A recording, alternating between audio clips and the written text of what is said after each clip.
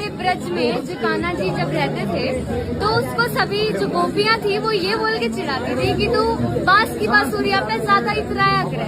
इतराना मतलब बहुत ज्यादा उस चीज पे मतलब घमंड करता है कि तेरी बांस की बांसुरिया है, अगर सोने की होती तो तू क्या करता, अगर हीरे की होती तो तू क्या करता।